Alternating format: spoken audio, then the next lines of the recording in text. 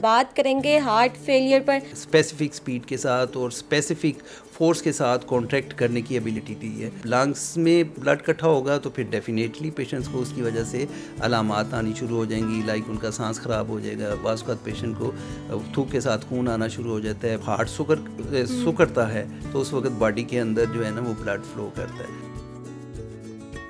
अस्सलाम वालेकुम जी, आप देख रहे हैं एमरा न्यूज़ और मैं हूं आपकी मेज़बान बुशरा बट। नाज़रीन, आज बात करेंगे हार्ट फेलियर पर कि ये होता क्या है और आखिर इसकी जो वजूहात हैं वो क्या होती हैं। तो इस पर बात करने के लिए हमारे साथ मेयो हॉस्पिटल के कार्डियक वार्ड के एसोसिएट प्रोफेसर डॉक्टर वसीम साहब हमारे साथ मौजूद है। कि यहाँ पर एज अ कंसल्टेंट होते हैं, इनसे बात करते हैं और ये तमाम चीज़ें जो हैं इन्हीं से जानते हैं। अस्सलाम वालेकुम। अस्सलाम वालेकुम जी मैडम, कैसे हैं आप? ठीक हैं जी अल्हम्दुलिल्लाह जी, ठीक ठाक फर्स्ट क्लास। अच्छा, सबसे पहले बताइएगा कि ये हार्ट फेलियर होता क्या है। थैंक यू वेरी मच जी। एक्चुअली इस तरह है कि बेसिकली जो हमारा हार्ट है, बेसिकली उसकी दो किस्म की एक्टिविटीज़ होती हैं।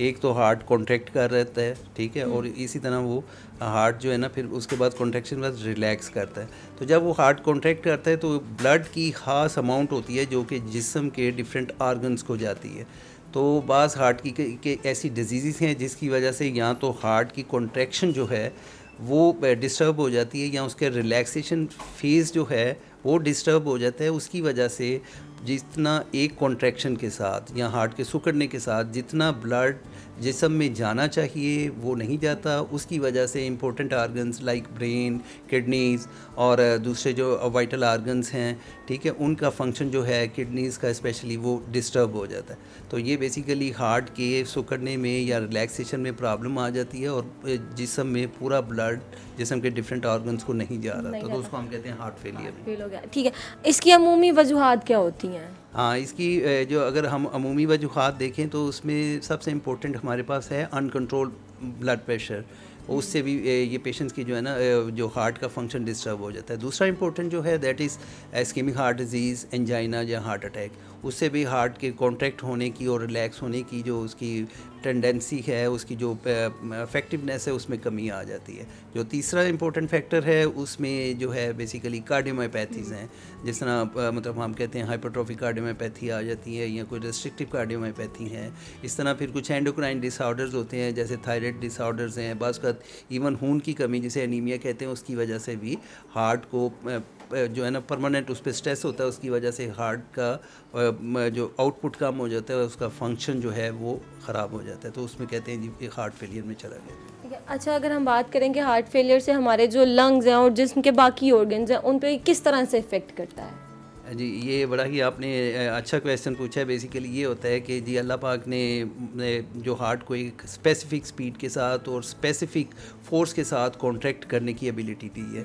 तो जब ये किसी डिज़ीज़ की वजह से ये उसकी जो हार्ट की एबिलिटी डिस्टर्ब हो जाती है तो उसकी वजह से दो प्रॉब्लम्स आ रही हैं। एक तो हार्ट प्रॉपरली जब पंप नहीं करेगा तो वो जिस्म के जो फारवर्ड फ़्लो है जो एओर्टा के थ्रू जिस्म की मुख्तलिफ आर्टरीज़ में जाता है वो उसकी मकदार कम हो जाती है, ठीक है। उसकी वजह से आर्गन्स को जब खून ठीक नहीं मिलता तो वो उसमें उनके फंक्शन में डिस्टर्बेंस आनी शुरू हो जाती है।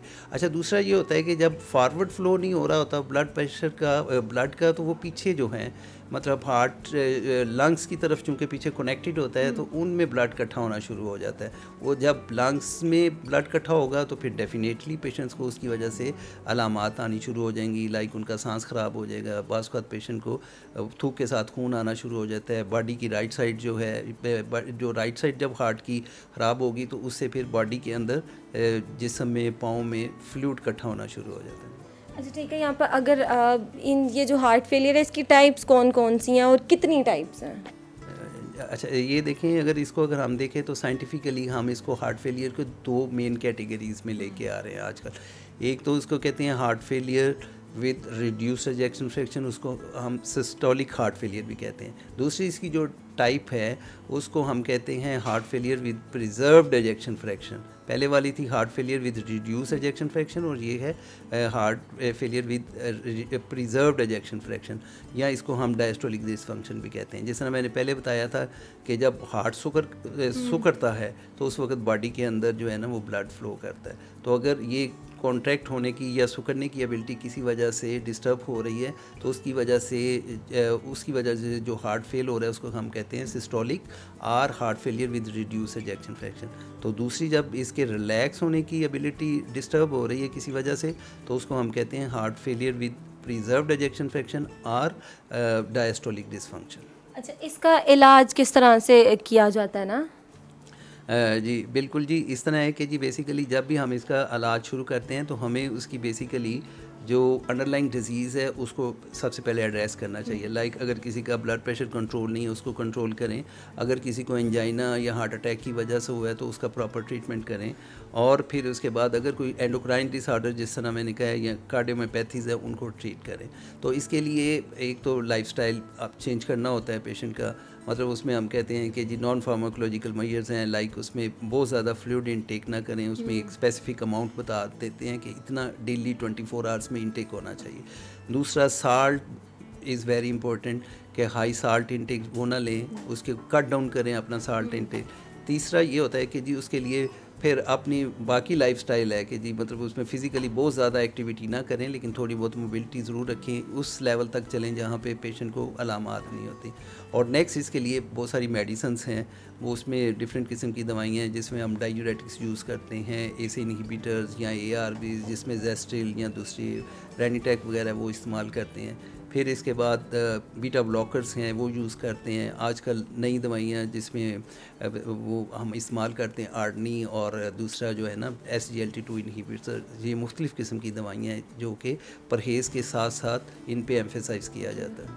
ठीक है। अच्छा, यहाँ पर एंड पे मुझे बताइएगा, अब ये जो हार्ट फेलियर के पेशेंट्स हैं उनके लिए एहतियाती तदाबीर क्या है, प्रिकॉशंस क्या उनको लेनी चाहिए?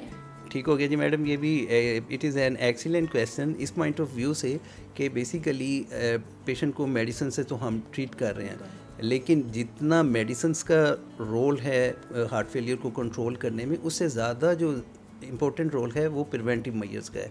तो जिस तरह मैंने पहले बताया कि ब्लड प्रेशर है, हार्ट प्रॉब्लम है, स्मोकिंग है, एंजाइना, और दूसरा डिसलिपिडीमिया जिसमें कोलेस्ट्रॉल लेवल डिस्टर्ब हो जाते हैं, ये बहुत इंपॉर्टेंट फैक्टर है। तो हमें इनको ठीक करने के लिए प्रिवेंटिव मेजर्स लेनी चाहिए। ठीक हो गया, अगर शुगर है तो उसका अच्छा कंट्रोल करके रखें, ब्लड प्रेशर है उसको अपने डॉक्टर के मशवरे के मुताबिक अच्छी तरह कंट्रोल करें अपनी डाइट के साथ, अपनी मेडिसिन के साथ। इसी तरह स्मोकिंग बिल्कुल क्विट कर दें। अल्कोहल जो है हमारे माशरे में अभी उसका काफ़ी मतलब प्रेवलेंस हो रही है, और उसको इनटेक जो है वो बिल्कुल कट डाउन कर देना चाहिए, specially the patients who are suffering from the heart failure.